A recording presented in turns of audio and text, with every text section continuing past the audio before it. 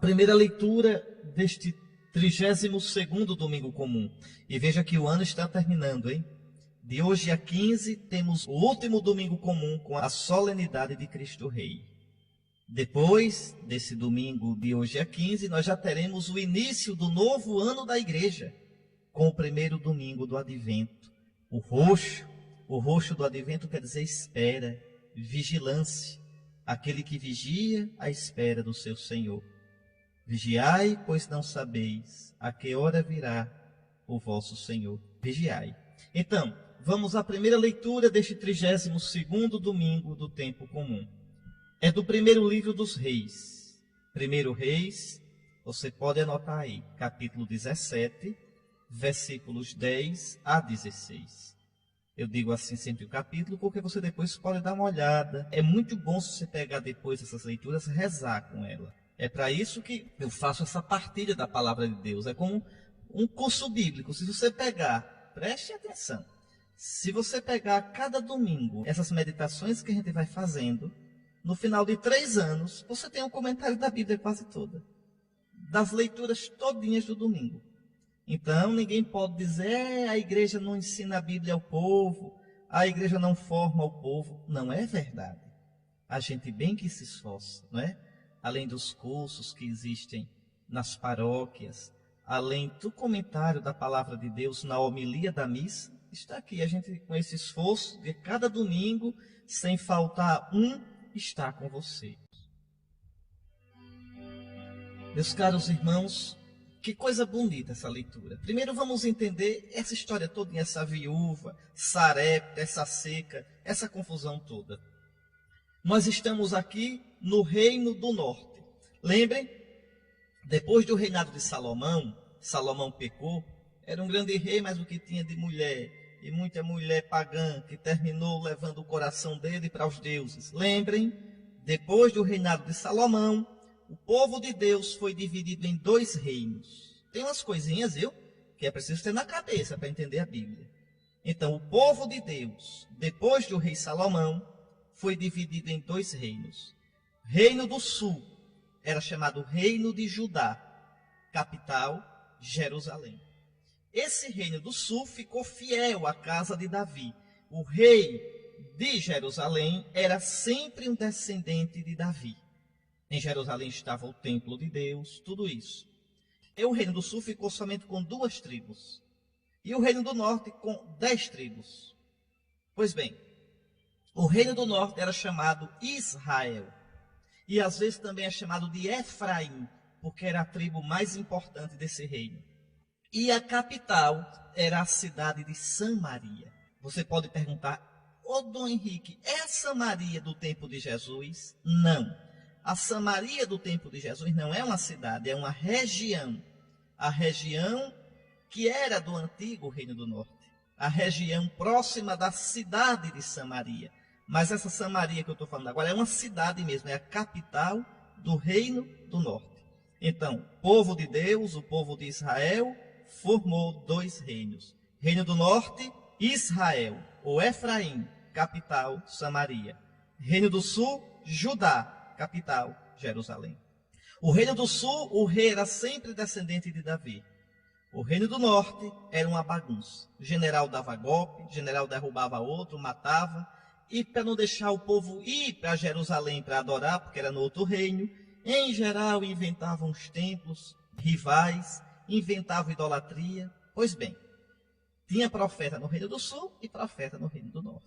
O profeta de hoje, Elias, era do Reino do Norte. Escutem a história.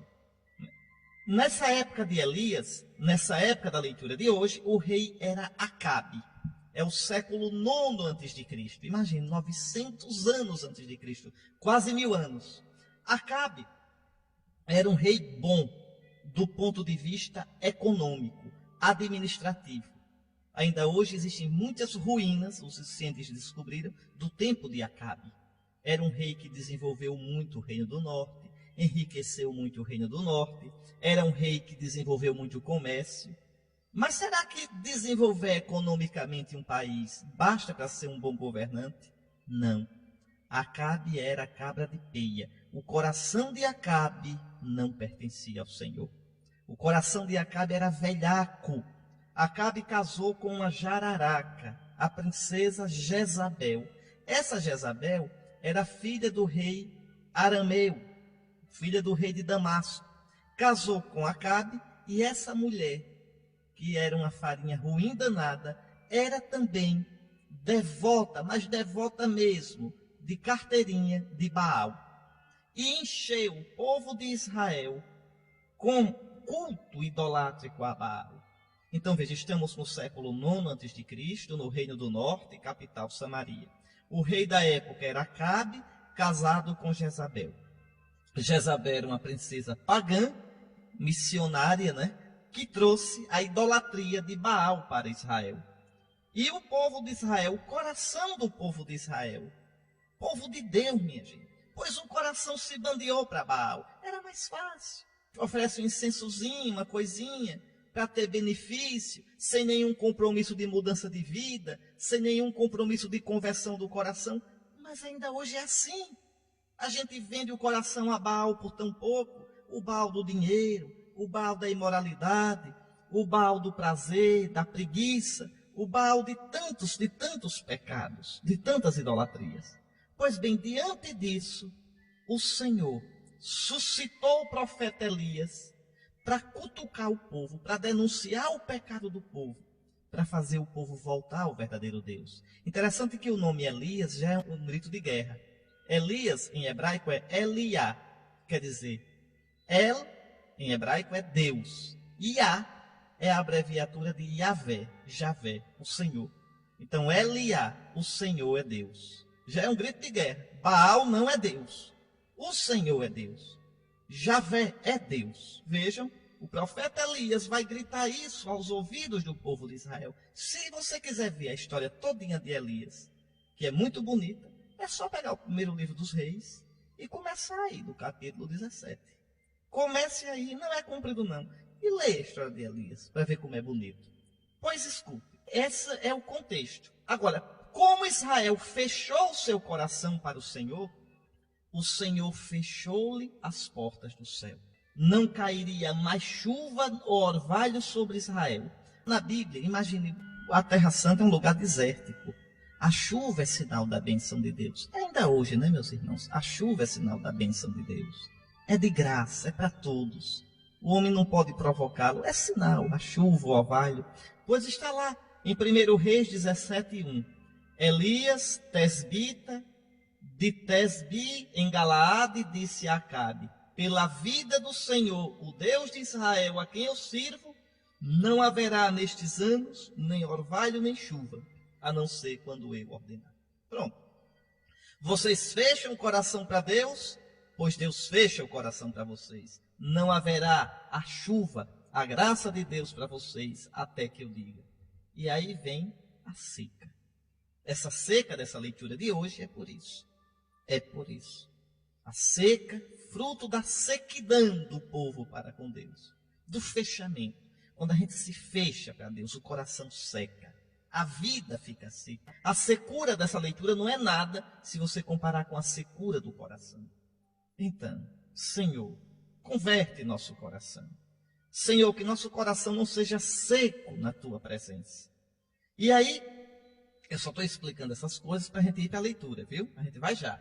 Se você olhar ainda, nesse mesmo capítulo 17, eu estou pegando o capítulo 17, que é o capítulo da leitura de hoje, mas estou pegando um pouquinho antes.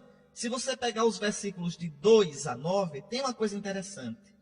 A palavra do Senhor foi dirigida a Elias nestes termos. Eu estou lendo 1 Reis 17, 2 a 9. Vai-te daqui, retira-te para o oriente e esconde-te na torrente de Carite, que está a leste do Jordão. Beberás da torrente e ordenei aos corvos que te deem lá alimento. Ele partiu, pois, e fez como o Senhor ordenara, indo morar na torrente de Carite, a leste do Jordão. Os corvos lhe traziam pão de manhã e carne à tarde, e ele bebia da torrente. Depois de certo tempo, a torrente secou, porque não chovia mais na terra.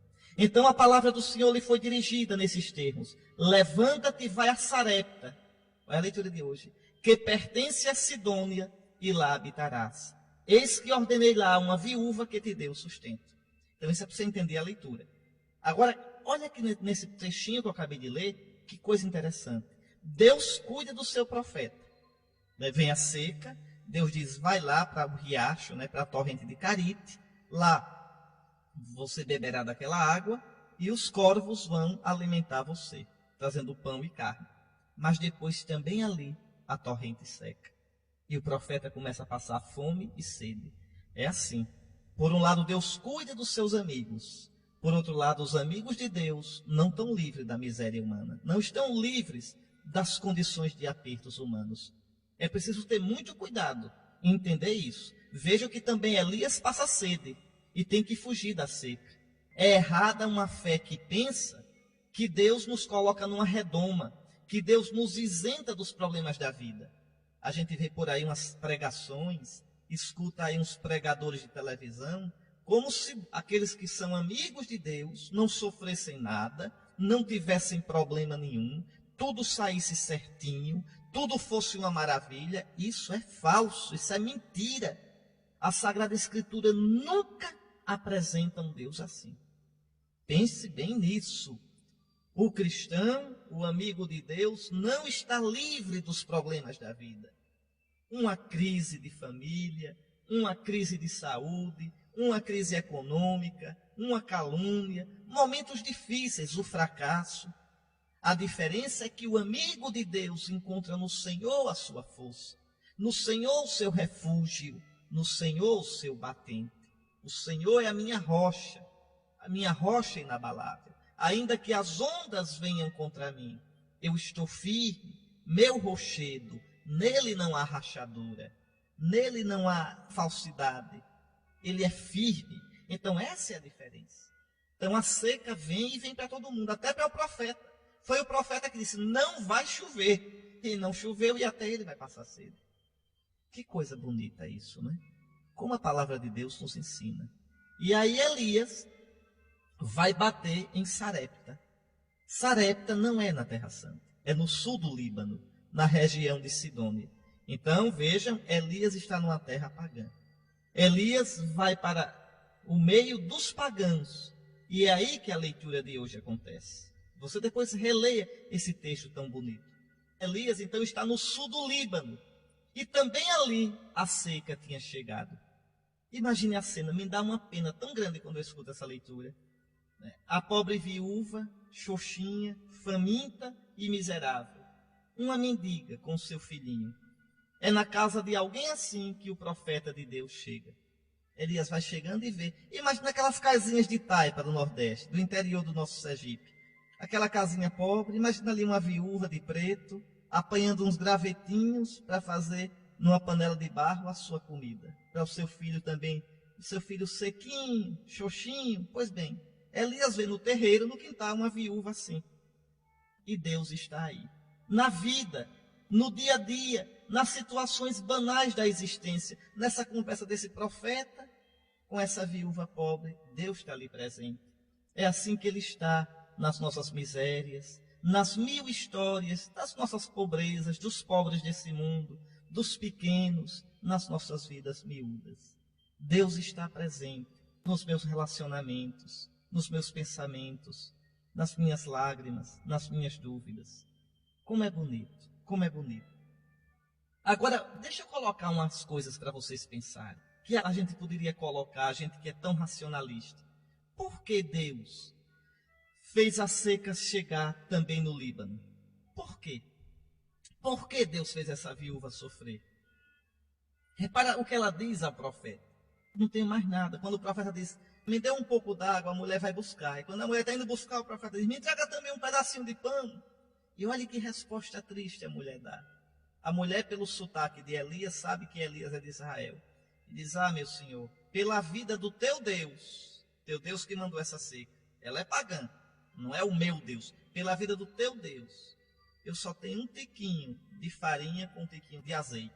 Eu estou pegando esses gravetinhos aqui, vou fazer um fogo, assar para comer, é o último bocado, eu vou comer e depois morrer com meu filho que não tem mais nada.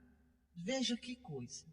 Oh meu Deus, que cena triste. Ela pensa em comer o último bocado de trigo com seu filhinho. e depois esperar a morte de fome.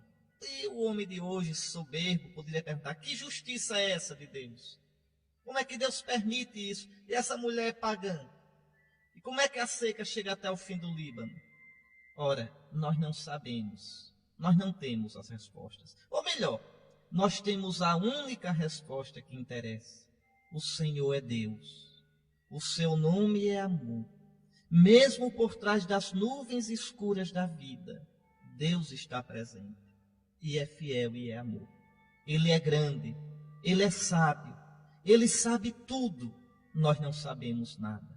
Bendito sejas tu, Senhor nosso Deus, que guardas os segredos. Nem tudo a gente entende de Deus. Aliás, quase nada a gente entende de Deus. Mas uma coisa a gente sabe: o Senhor nos ama. E você, cristão, sabe mais do que esses do Antigo Testamento, porque você viu o amor de Deus na cruz de Jesus. Pegue depois o Salmo, viu?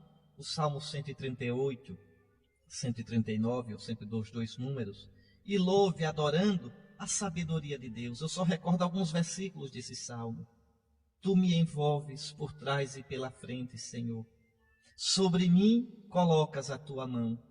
É um saber maravilhoso o teu e me ultrapassa. É alto demais, eu não posso atingi-lo. Para onde ir, Senhor, longe do teu espírito? Para onde fugir, longe da tua presença? Se subo aos céus, tu lá estás. Se me deito no abismo, aí te encontro. Se tomo as asas da alvorada para habitar nos limites do mar, mesmo lá é tua mão que me conduz, e tua mão direita me sustenta. Se eu dissesse, ao menos a treva me cubra e a noite seja um cinto ao meu redor, mesmo a treva, Senhor, mesmo a treva para ti não é treva, tanto a noite como o dia ilumina. Mas a mim, Senhor, como são difíceis os teus projetos. Deus meu, como sua soma é grande. Se os conto, são mais numerosos que a areia. E se termino, ainda estou contigo. Repare, veja o homem que realmente experimenta Deus. Como ele sabe que é pequeno. Como ele sabe que não conhece totalmente os desígnios de Deus. O que é que a gente sabe da vida, minha gente? A gente fala demais, quer julgar até Deus. E o salmista diz: ah, Deus, se matasses o ímpio, homens sanguinários, afastai-vos de mim. Eles falam, Senhor, de ti com ironia, menosprezando os teus projetos. Não odiaria, Senhor, os que te odeiam? Não detestaria, Senhor, os que se revoltam contra ti? Eu os odeio com ódio implacável. Eu os tenho como meus inimigos. Sonda-me, ó Deus, e conhece o meu coração. Prova-me e conhece minhas preocupações. Vê se eu não ando por um caminho mau. Conduze-me pelo caminho eterno. Às vezes a gente quer, né, que Deus mate o ímpio. Ah, Senhor, se tu acabasse logo com o mal na terra. Ah, Senhor, não. O pensamento do Senhor não é como o nosso. Os caminhos do Senhor não são como os nossos. Então, olhe, meu irmão, você que está aí me escutando, viu? Não é fácil crer. Pelo amor de Deus, crer não é compreender tudo. Crer é abandonar-se. Crer é entregar-se nas mãos de Deus. Crer é caminhar como se visse o invisível. Repare que Elias não duvida de Deus. Repare que essa viúva, na miséria dela, não amaldiçoa Deus. Pela vida do teu Deus, que fechou o céu para não chover, eu vou morrer de fome. Isso é que tem bonito no povo da Bíblia. Não se duvida do amor de Deus. O homem não levanta o dedinho atrevido para julgar Deus. Pois bem, mas vamos para os versículos 13 e 14. Elias replicou à viúva: não te preocupes, vai e faze como disseste. Quer dizer, vai lá e faz o pãozinho. Mas primeiro prepara-me com isso um pãozinho e traze. Depois farás o mesmo para ti e teu filho. Porque assim fala o Senhor, o Deus de Israel. Veja, Elias está no Líbano. Para Elias, o único Deus verdadeiro é o Deus de Israel. E é verdade. Olhe, mulher. Assim fala o Senhor, Deus de Israel. A vasilha de farinha não acabará. A jarra de azeite não diminuirá, até o dia em que o Senhor enviar a chuva sobre a face da terra.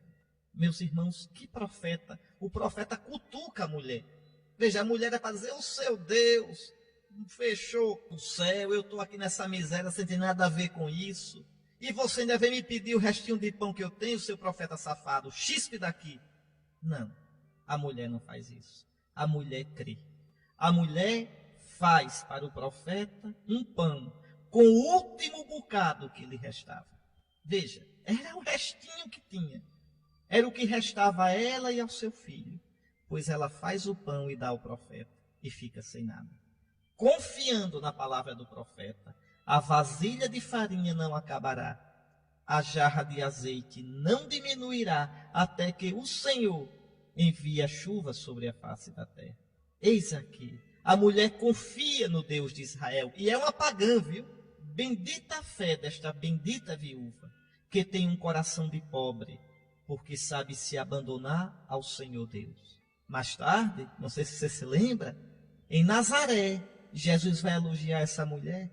Está lá em Lucas 4, 25 a 26. Jesus, olhando a falta de fé do povo de Nazaré, ele diz: olhe, de fato eu vos digo, havia em Israel muitas viúvas nos dias de Elias, quando por 3 anos e 6 meses o céu permaneceu fechado e uma grande fome devastou toda a região. Elias, no entanto, não foi enviado a nenhuma das viúvas de Israel, mas a uma viúva pagã em Sarepta, na região da Sidônia. Jesus quer dizer, aquela viúva mereceu a visita do profeta e não as viúvas de Israel.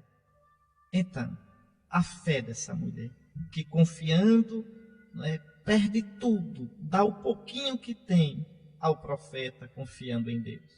E qual é o resultado de uma fé assim? A fecundidade, a vida plena. A farinha não vai faltar, o óleo não vai faltar. E até o fim da seca, eles vão ter o que comer. Mas aqui também ainda tem uma coisa. Observe que não aparece uma caçamba de farinha e um tonel de óleo. Não. A cada dia, um pouquinho. Vão comendo e não falta. É assim que Deus faz. Foi assim que Deus fez no deserto. Nunca deixava o povo pegar maná para 2 dias. Era para um dia só. É assim que o Senhor nos ensinou. O pão nosso de cada dia nos dai hoje. Confiar que a gente sempre depende de Deus. Mesmo aquele que tem muito, não esqueça. Se você tem uma boa poupança, se você tem plano de saúde, não esqueça. Sua vida está nas mãos de Deus. Sempre estará. Ah, mas eu tenho dinheiro para a vida toda. Pode perder amanhã. Ah, mas eu tenho dinheiro para a vida toda. Amanhã você pode descobrir uma doença grave e seu dinheiro não salva você. Coloque sua esperança no Senhor. A cada respiração sua, o Senhor lhe dá a vida. Cada vez que você inspira o oxigênio, é o Senhor te dizendo: eu te amo e quero que tu vivas. Vive novamente. Continua vivendo, para que eu te ame e para que tu me ames. Pois bem, repare uma cena tão simples como essa, como é bonita. Quanta coisa nos ensina.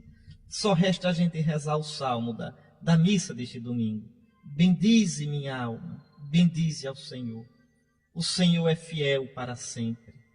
Faz justiça aos que são oprimidos. Ele dá alimento aos famintos. É o Senhor quem liberta os cativos. O Senhor abre os olhos aos cegos. O Senhor faz erguer-se o caído. O Senhor ama aquele que é justo. É o Senhor quem protege o estrangeiro, quem ampara a viúva e o órfão, mas confunde os caminhos dos maus. O Senhor reinará para sempre. Ó Sião, o teu Deus reinará para sempre e por todos os séculos. Vamos agora para a segunda leitura, que é da carta aos Hebreus. A igreja é bonita demais. Pega uma leitura do Antigo e outra do Novo. Por quê? Porque o Antigo é sempre iluminado pelo Novo Testamento. Jesus é que ilumina o Antigo Testamento. Hebreus 9, 24 a 28. Hebreus, capítulo 9, versículos 24 a 28. Então, Hebreus 9, 24 a 28. Parece complicadinha nessa leitura, mas é bonita demais. Escutem o sentido dela. Primeiro, para compreender bem esse texto, você tem que entender um pouquinho o rito dos judeus no dia da expiação. Yom Kippur, o dia da expiação, o dia do perdão. Ainda hoje os judeus têm esse dia. Quem for a Israel e pegar esse dia lá, não tem elevador, não tem ônibus na rua, você pode se deitar no meio da rua que não passa um carro. Os judeus param totalmente. É o dia do ano no qual o povo de Israel pede perdão pelos seus pecados. Se você quiser entender como é isso, você leia o livro do Levítico, o capítulo 16 todinho. Lá se explica. O sumo sacerdote, nesse dia, pegava 2 cordeiros. Sobre um, ele confessava os pecados de Israel a Deus, colocando a mão na cabeça do cordeiro. Depois o cordeiro, coitado, era mandado para ser solto lá longe no deserto, levando os pecados do povo. Você já ouviu a expressão bode expiatório? Pronto, é isso. É o bode que leva o pecado do povo nas costas. Veja que é a imagem de Jesus. Jesus levou nossos pecados. Jesus morreu fora de Jerusalém. A carta aos Hebreus vai dizer, morreu fora dos muros da cidade, como um maldito, colocado para fora.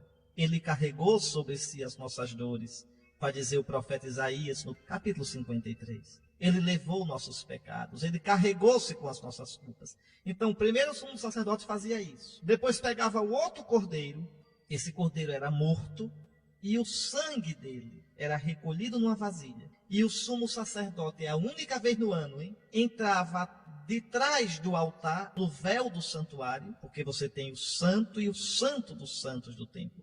Entrava atrás do véu, esse véu que rasgou-se quando Jesus morreu. Rasgou-se porque morreu o verdadeiro cordeiro.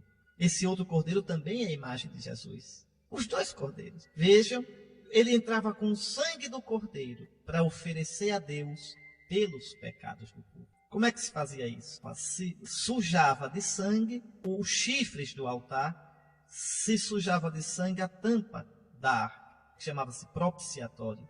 Então, era um modo de pedir perdão pelos pecados do povo. Então, o sumo sacerdote todo ano fazia isso. E era a única vez no ano que o sacerdote pronunciava o nome de Deus, Javé. Esse nome, viu? Os cristãos não deveriam pronunciar à toa, não, esse nome. Os judeus não dizem nunca esse nome. No lugar de Javé, dizem Senhor, ou Adonai, que quer dizer meu Senhor, Senhor. E na liturgia cristã não se deve pronunciar. Nos cânticos da missa não deve ter o nome Javé. Nem nos cânticos, nem na leitura, onde tem Javé, a gente diz Senhor.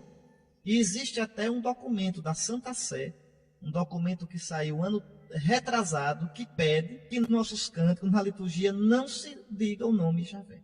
Não se diga, a gente deve evitar na escolha dos cânticos, os cânticos que têm esse nome, a gente não deve cantar não. Tá certo? Porque a igreja nunca usou na sua liturgia o nome de Deus. Jesus, o Filho eterno do Pai, nunca chamou esse nome. Quando ia falar de Deus, dizia Abba, Pai, ou Adonai, Senhor. E São Paulo, os apóstolos, não usavam a palavra Javé, por respeito a Deus, por respeito, por saber que Deus é grande, que Deus é santo. Então, era a única vez no ano que o sumo sacerdote pronunciava o nome do Senhor Deus, quando entrava no santuário. Pois é esse rito que o autor da carta aos Hebreus tem na cabeça. E o que é que ele está dizendo nessa carta? Vou dizer direitinho. Primeiro, Cristo é o nosso sumo sacerdote, perfeito, eterno e verdadeiro. Isso eu não vou explicar, porque já expliquei a você como é que Jesus é sacerdote segundo a ordem de Melquisedeque. Já expliquei aqui. É um sacerdócio que não passa aquele de Cristo. Então, ele é o nosso sumo sacerdote.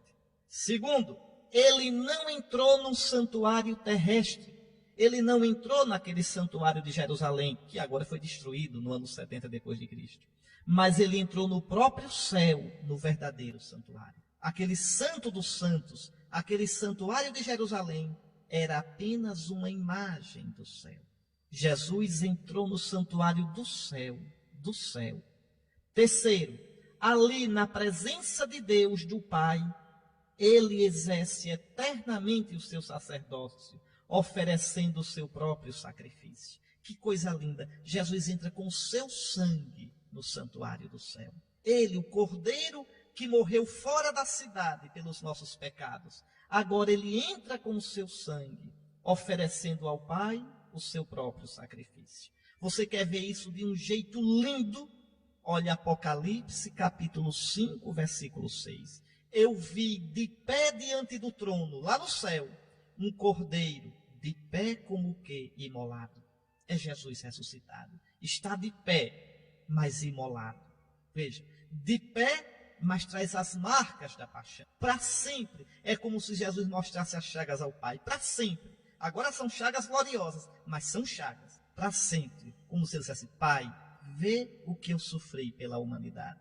Pai, é pela humanidade toda, é pelo mundo que eu me ofereço. Eternamente Jesus está em estado de imolação, mas uma imolação gloriosa. Jesus está totalmente transfigurado pelo Espírito Santo.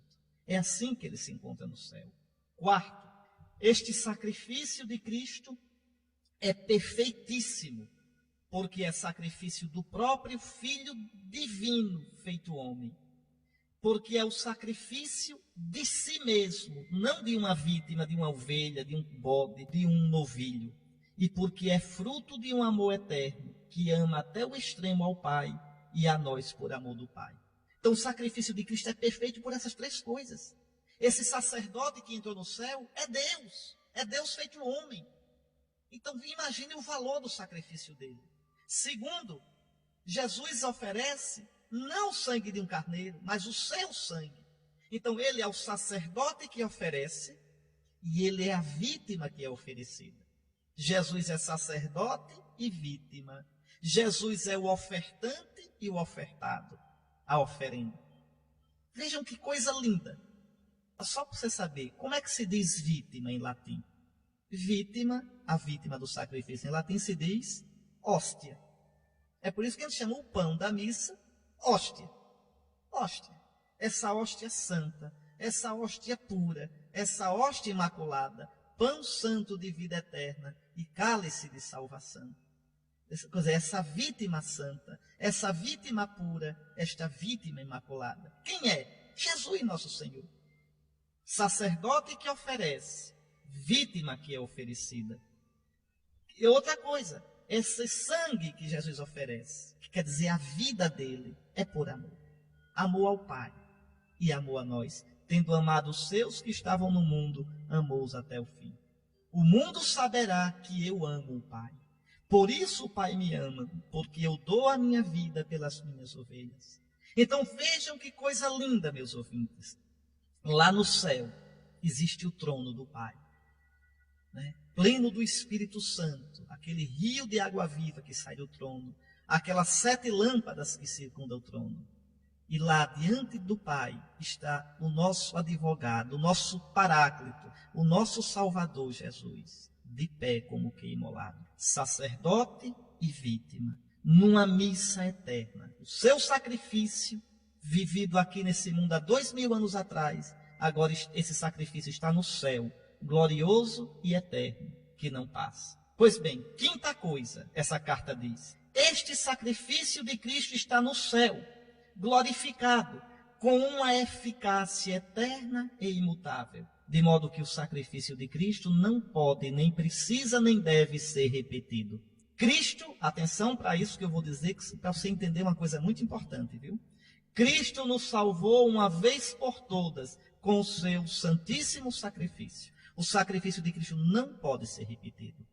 Uma vez por todas está no céu, foi oferecido e é perfeito. Sexto, como todo homem, o Filho de Deus feito homem, morreu uma só vez para tirar o pecado do mundo. Eu estou resumindo para vocês o que essa leitura está dizendo. Já peguei 6 pontos. Sétimo, este Cristo glorioso no céu haverá de aparecer em glória no final dos tempos, mas não mais com aquela natureza humana humilhada.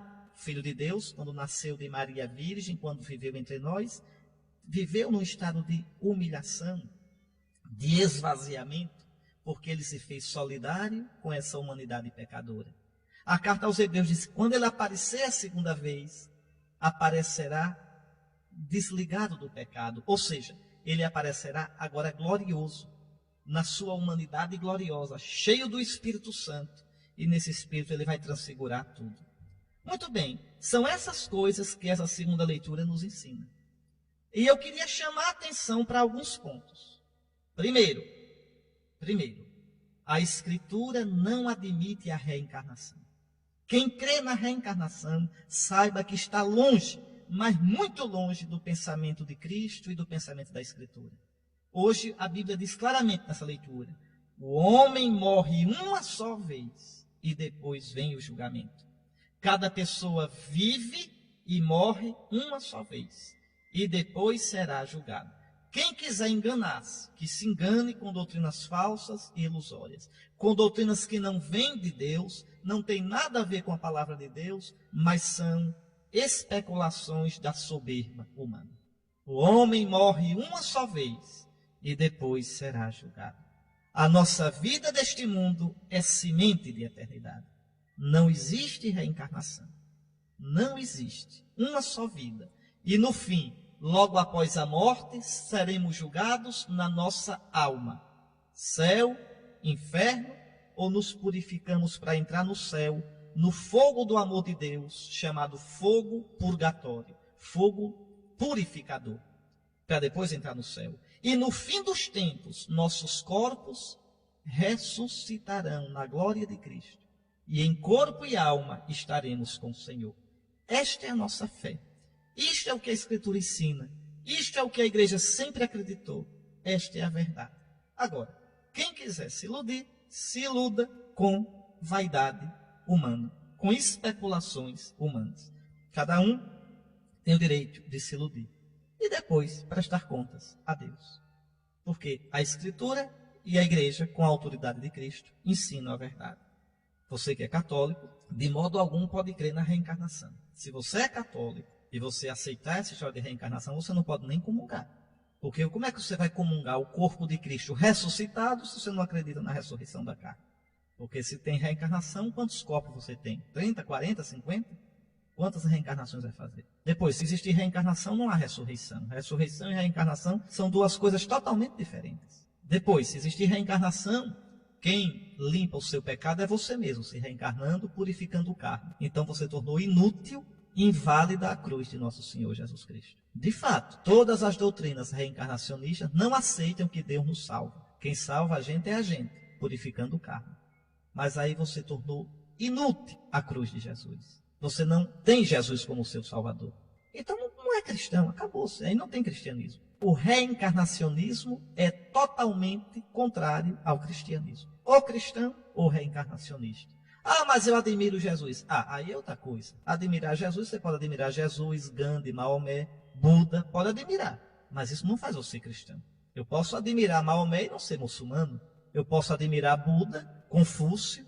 Confúcio tem umas coisas bonitas, mas não sou confucionista. Então uma coisa é dizer que Jesus é um mestre, um guia, o governador da terra, um espírito de luz. Outra coisa é dizer que Jesus é Deus, Salvador, que vai me ressuscitar. Aí sim, Jesus é a segunda pessoa da Trindade. Isso aqui é um cristão. Que Jesus é o meu Salvador, que na sua cruz eu tenho o meu pecado perdoado, que na sua ressurreição eu tenho a ressurreição do meu corpo e da minha alma. Isso é ser cristão. Então, ou cristianismo ou reencarnacionismo. Ou Cristo como Salvador, ou a reencarnação para limpar meu carne. As duas coisas não se juntam. Ou ressurreição ou reencarnação. São água e óleo, não se juntam. Então a gente tem que ser maduro e fazer a nossa escolha. Agora pense bem, porque o Senhor é claríssimo e a igreja nunca escondeu a verdade. Então, isso a leitura de hoje diz. Os homens morrem uma só vez e depois virá o julgamento. Mas vamos agora para outro ponto que ainda é mais importante. Pense bem. Se o sacrifício de Cristo é eterno e perfeito, se o sacrifício de Cristo foi oferecido uma vez por todas, não é um erro celebrar o sacrifício da missa? Para que celebrar a missa? Lutero chegava mesmo a dizer que a missa é uma blasfêmia, porque inutiliza o sacrifício de Cristo. Nossos irmãos protestantes ficam espantados. Se o sacrifício de Cristo foi uma vez para sempre, se o sacrifício de Cristo já nos salvou, para que celebrar a missa? Que história é essa que a missa repete o sacrifício de Cristo? Ora, minha gente, é que Lutero não entendeu a coisa. Compreenda, em que sentido é que a gente diz que a missa é repetição do sacrifício de Cristo? Não é como se ele morresse novamente. Entenda, preste atenção. Em cada Santa Missa, pela força do Espírito Santo, lembre o padre quando impõe as duas mãos sobre o pão e o vinho, pedindo o Espírito Santo santificar estas oferendas. Pois bem, pela força do Espírito Santo, em cada missa, torna-se presente no altar o próprio sacrifício do Cristo, tal qual está no céu. Na missa é o próprio Cordeiro, aquele Cordeiro que está de pé como que imolado. Ele se faz presente no altar, no pão e no vinho, na sua eterna e perfeita imolação ao Pai. Em cada missa, meu irmão, o céu desce. Em cada missa a terra sobe. Em cada missa nos é dado participar das coisas do céu, da vida de Deus. Para usar uma linguagem mais clara, em cada sacrifício da missa, torna-se presente sobre o altar o próprio Cristo morto e ressuscitado. O Cordeiro em sua imolação gloriosa. Aquela intercessão e adoração que o Filho eternamente presta ao Pai no céu, como homem ressuscitado, torna-se presente sobre o altar, para ser nossa oferta e nosso alimento. Veja, esse pão bendito que é Cristo, esse vinho sagrado que é Cristo, é pão mais precioso do que o da viúva de Sarepta. Esse alimento divino nos dá a verdadeira vida, que não acaba, a vida de Deus. Elias deu àquela viúva um pãozinho que ela tem que comer todo dia. Esse pão é o Cristo que dura para a vida eterna. Em cada missa, nós nos unimos àquela multidão do Apocalipse, que adora o Cordeiro, que está diante do trono do Pai. Esse trono do qual jorra a água do Espírito Santo. Então, na Sagrada Liturgia, é uma coisa bonita demais, minha gente. Na missa, o céu desce. Por isso, o respeito que a gente deve ter. Liturgia não é brincadeira, não é uma folia, não. Não é uma folia, não. Tira as sandálias dos pés, o lugar onde pisas é santo. A gente devia participar da missa com temor e tremor, com aquela devoção, aquele sentido de piedade. Na Sagrada Liturgia, Bento XVI sofre muito com isso, porque a gente perdeu muito isso na igreja.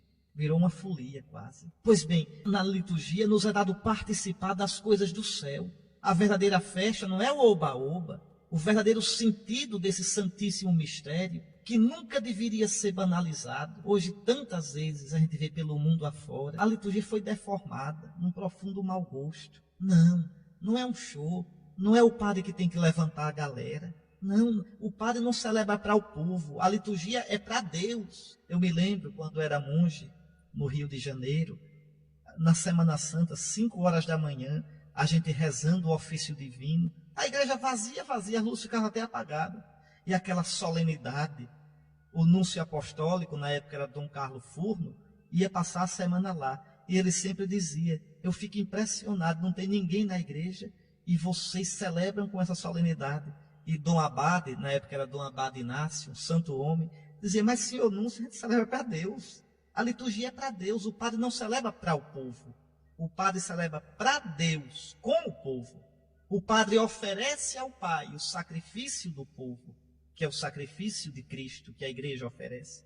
E o padre dá ao povo a vida de Deus, que é a palavra e a comunhão.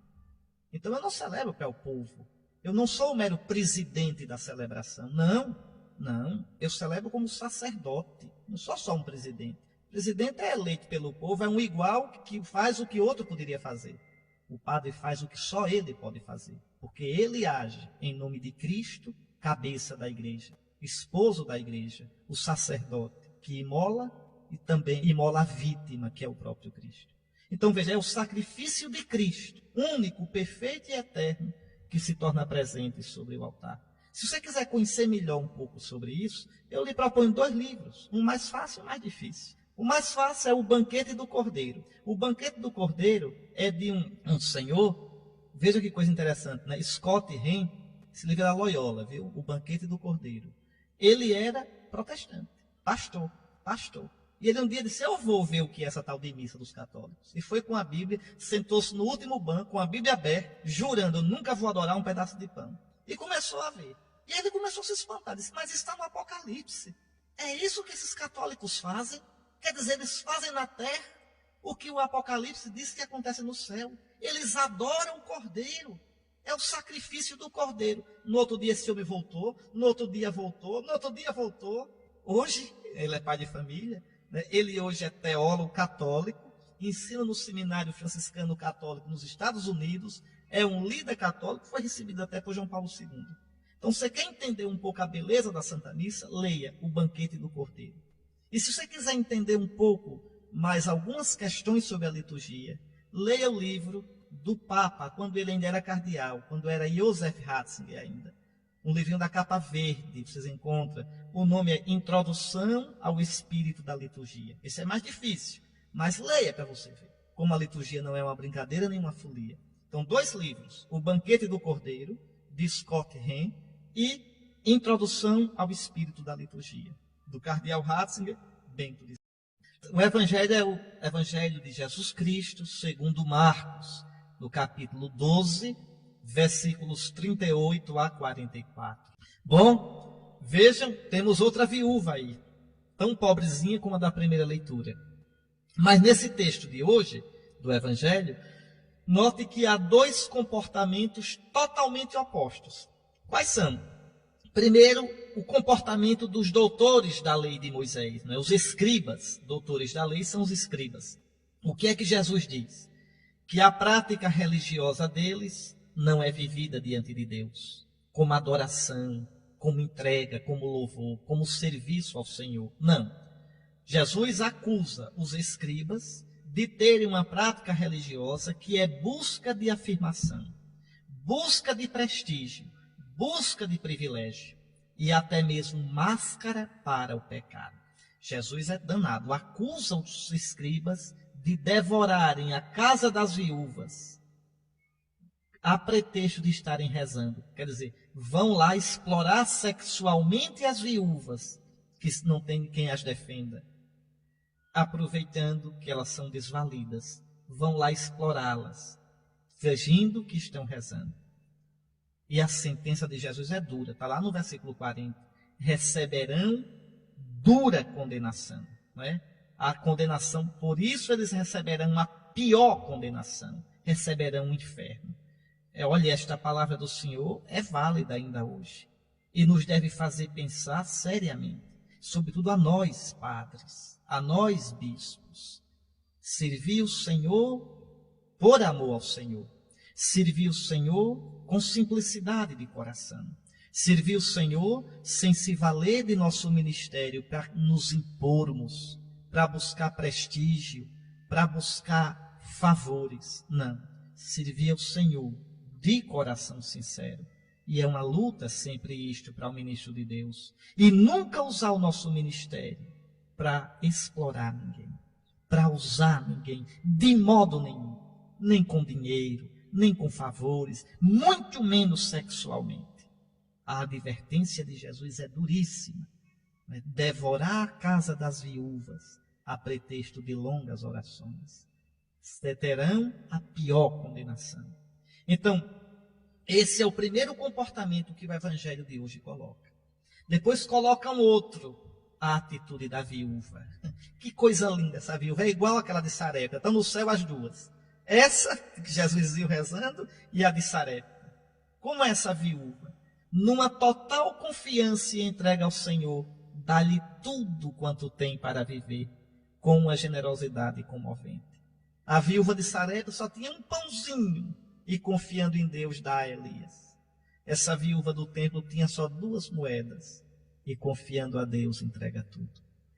E lá tinha um político famoso no estado, a quem eu prezo, e eu pedi a ele, da parte dele, um presente para o nosso seminário que nós estamos precisando, um poço artesiano.